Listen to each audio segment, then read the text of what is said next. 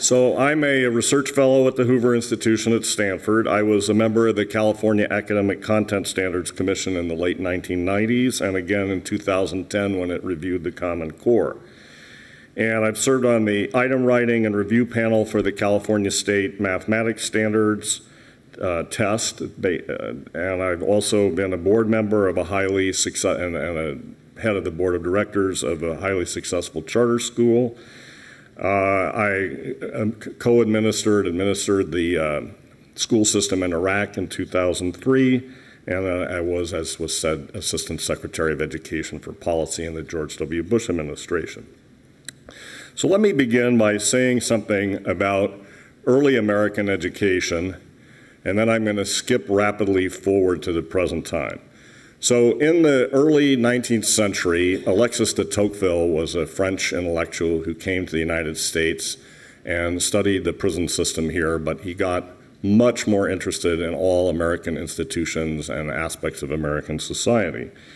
And he decided, and wrote a famous book on this called Democracy in America, that the civic health of America depended on popular participation in entities like schools, associations, different religious institutions, and the vibrancy of local activities. And as he visited around the country and then summed this up, he talked about township school committees that were deeply rooted in the community in which they were situated. And in those days, the state control of local education took the form only of an annual report that they sent up to the state capitol. There was no national control of education. They took taxes in often from farmers who might have even had to give things in kind, some kind of support to the school teacher, maybe staying over at the farmer's house and so forth. And there was a widespread American desire to provide basic schooling as an opportunity for advance. Now, at the same time that Tocqueville observed this local vibrancy in American society, he, who was a European, as I said, he was from France, he observed that in European countries, activities like schooling that had formerly been the work of guilds and churches and municipalities and the like were being taken over by the national governments in these countries. And he feared that if Americans either neglected their participation or if they had that taken away from them by higher level entities like states and national governments, they would lose their liberty and they would surrender to what he called a soft despotism.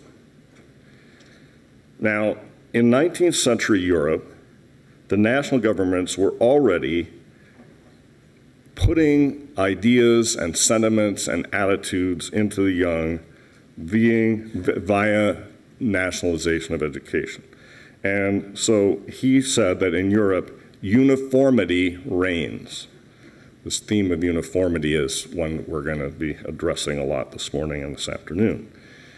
And liberty and intellectual diversity are disappearing. And he feared that there was this opening that America and Europe would be sucked into centralization and give up their liberty and pluralism to a despotism and a tyranny. Now, as we move forward into the present, it's interesting that Barack Obama's favorite professor in college was a political theory specialist named Roger Bosché at Occidental College, who is one of the world's leading experts on Alexis de Tocqueville. And so I can only say that whatever he was smoking at Occidental, he wasn't paying quite enough attention to classes with his favorite professor.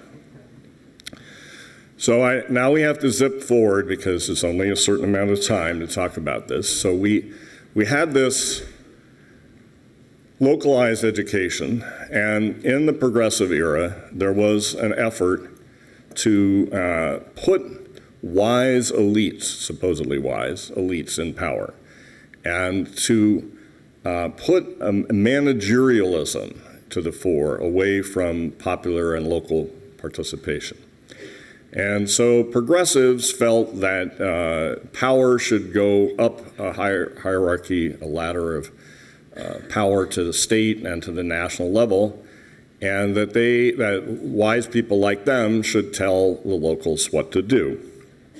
And indeed, in the field of education, we first see vigorous national participation during the Woodrow Wilson administration. There's a report issued. Coincidentally enough, it was sponsored by a philanthropic foundation and then promulgated by the federal government. It was a report on Negro education, and it said that no blacks should be taking an academic course load in K-12 education. Okay? This was the national government, said blacks, African Americans, should not be given an academic education. That was progressives of their era. So anyway, the effort of national involvement in education continued, and in the Lyndon Johnson era, so we're talking the 1960s and 1965, federal aid to education became formalized in an extensive way, but the law included a prohibition on federal control of curriculum. This prohibition was somewhat inherited from the Eisenhower era, where after the Russian launch of Sputnik, there was an effort to put federal money into helping science education and some other areas. But in the Johnson era, they reiterated this prohibition on federal involvement in education. Now, I want to skip forward a little quicker to the Reagan era. So that's the 1980s. And talk about standards and accountability and how we got exactly into this Common Core thing. So standards and accountability are an approach to school reform that uses tests to monitor results. Standards lay out what students are expected to know, and then the students are then tested on the material that they're supposed to have learned. And then accountability systems hold the various participants in the education system responsible for the student's performance or their lack of success. So in the Reagan years, in 1983, there was a famous report published called A Nation at Risk. And it was a kind of a wake-up call to the country that said that we had once had an unchallenged preeminence in education, but we were being overtaken by competitors around the world. By the way, this theme that was mentioned in the introductory remarks about international competition is a kind of a mercantilist thing that Adam Smith was arguing against in 1776 in The Wealth of Nations. But anyway, this idea, we see it even back in the time of Woodrow Wilson. This has been a theme in the 20th century and the 21st century, that government should be managing the economy, and therefore it should be managing the education of the young. But anyway, it was there in this nation at risk, and there was a threat of a rising tide of mediocrity and a need for solid curriculum and higher academic standards. So the nation at risk called for action by the schools, local districts, and states, and it proposed a system of state and local standardized tests. Notice no call for the federal government in all this. So spending went up afterwards. There were new textbooks issued. There were a number of academic classes that were offered were expanded and so forth. Not much actual improvement took place. Reformers began to look to two major ways of dealing with this. One was in the wake of lack of immediate success from the post-No Child, from the post-A Nation at Risk reforms, they turned to vouchers, charter schools, so looking at the structure of education, trying to get competitive pressure in there. That was one approach. The other approach is what we're going to be concentrating on here, is standards and accountability, which, as I mentioned, laying out what the children are supposed to learn, testing them on it, and holding the various parties responsible. So when George W. Bush ran for president, so we're talking in the late 1990s, he sought to change federal policy, and he wanted to hold schools accountable for student performance. He said that education success should not be measured by dollars spent, but by results achieved. He pointed to his own educational record as governor of Texas and to Texas's strong accountability system. And Bush said he was against federalizing education, and both he and the Republican Party's national platform opposed national tests.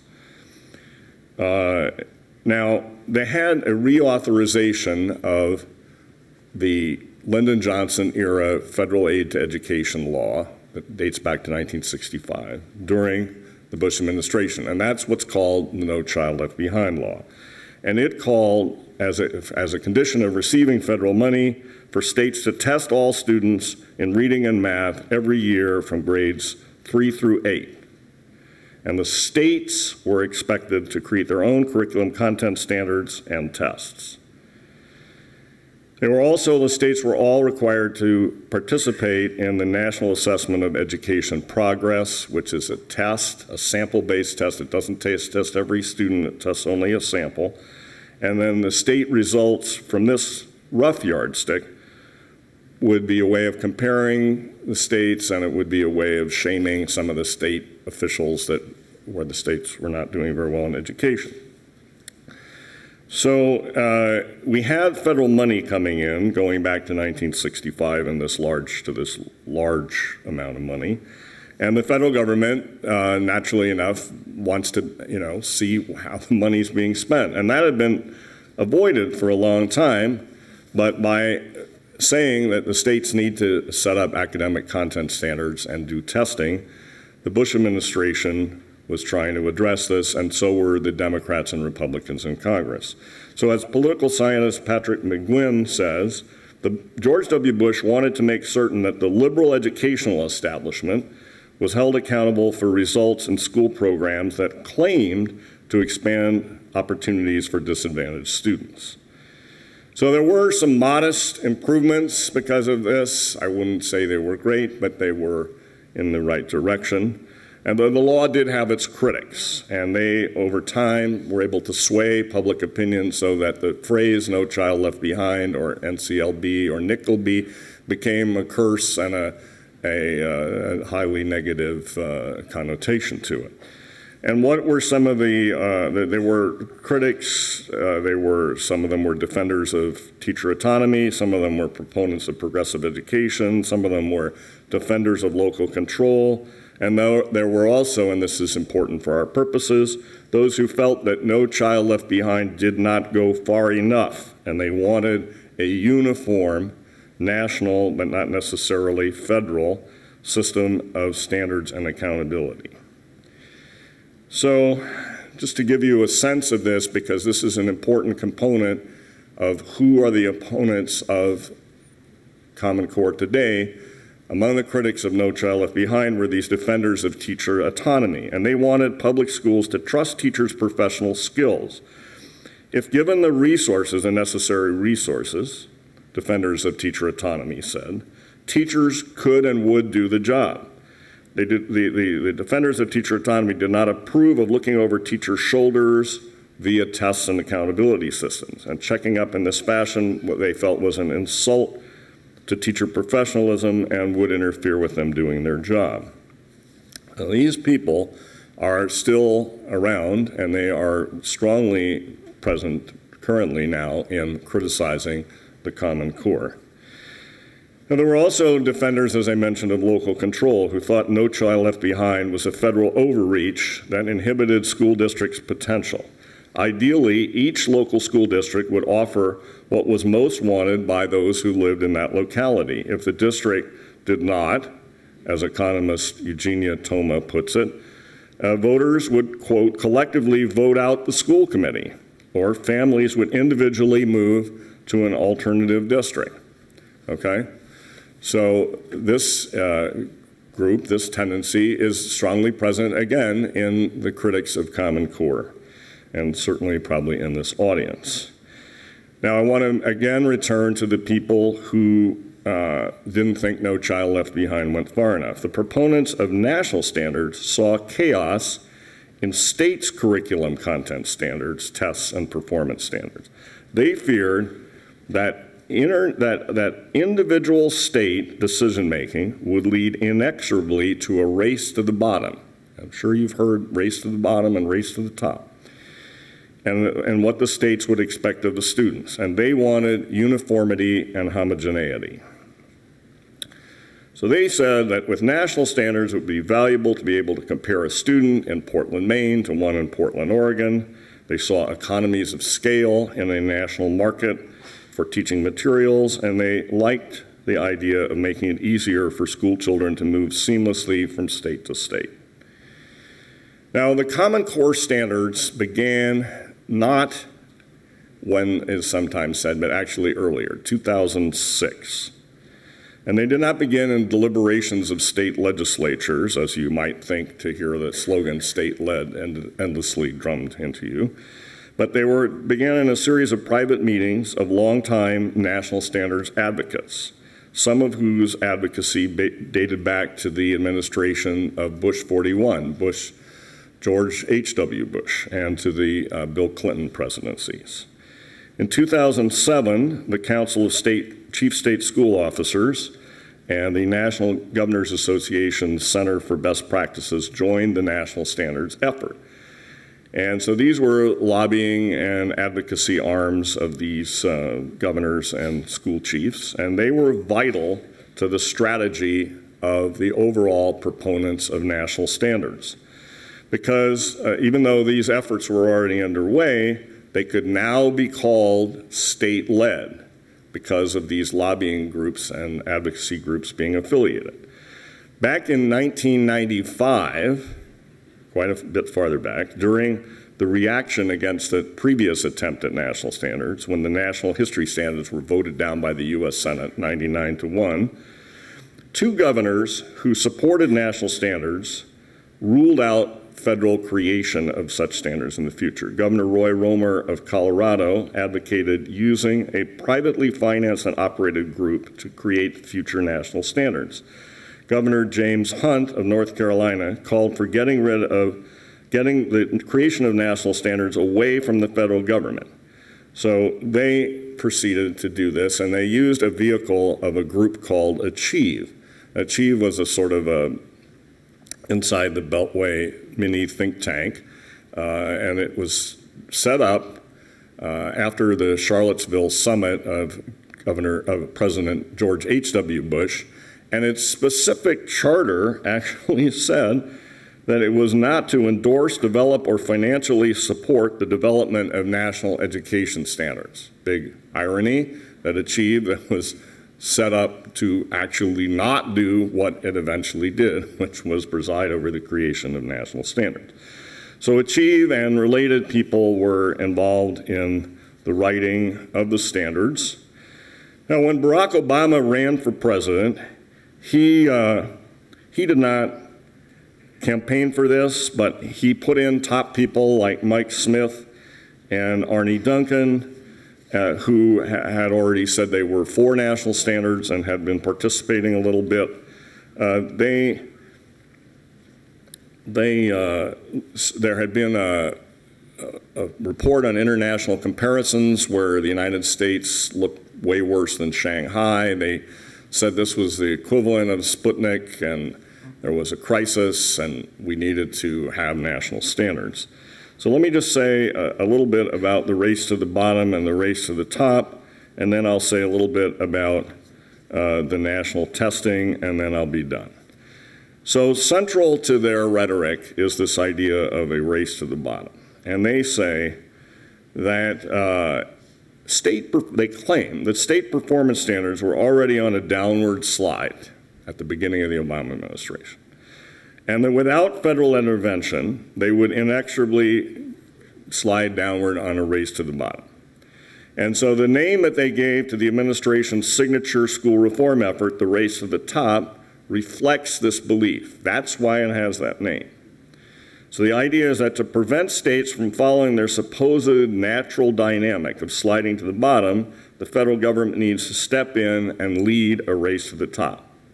It's important to realize that critics, and here's a whole book saying this is a ridiculous argument. It's called New Federalism, Can the States Be Trusted?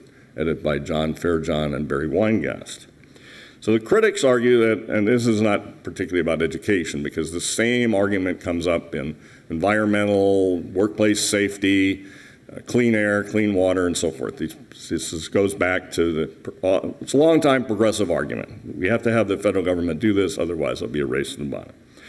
So the critics disagree. They say that state education policymakers need to take into account that, yes, there are reasons that might lead a state to do as little as possible. But the states, if they have low standards and low expectations, the state's reputation for having a trained workforce, an educated, vibrant citizenry, and so forth will go away, and so will the policymaker's own reputation. Governors like to be thought of as education governors. School board members and state school board members and state school chiefs like to be thought of as actually having accomplished something that children learn. So this is going on and is a counter.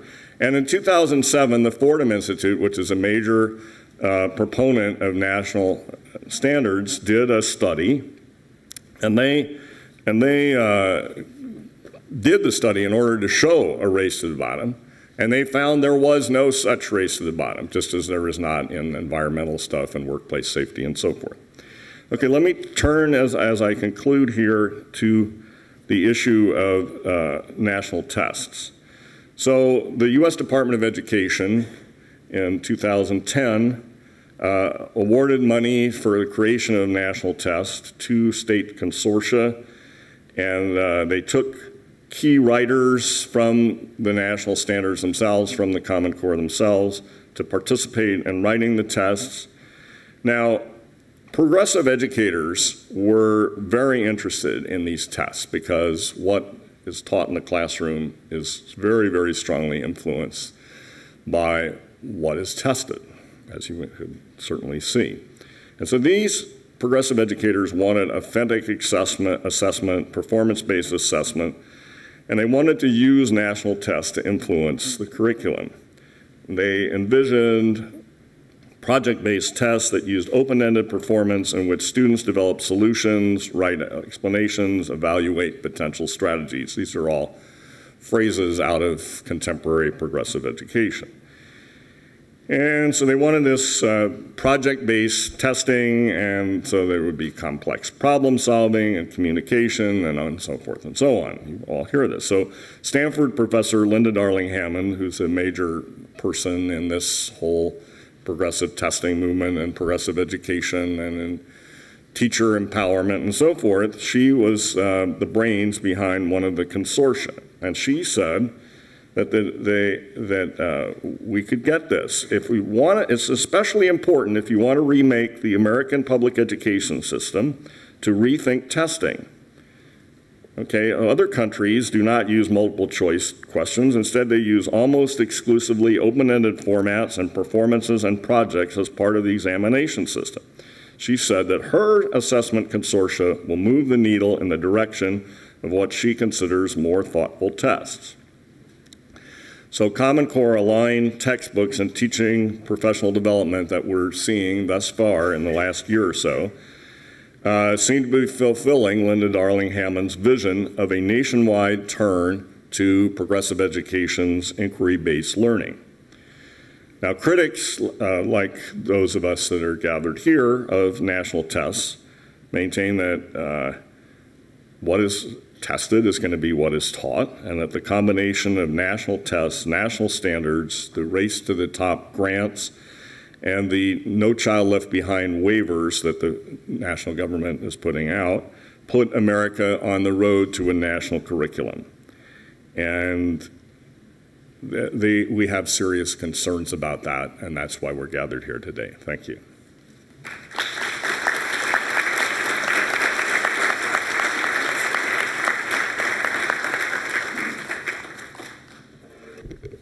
Well, I first want to thank the organizers for inviting me.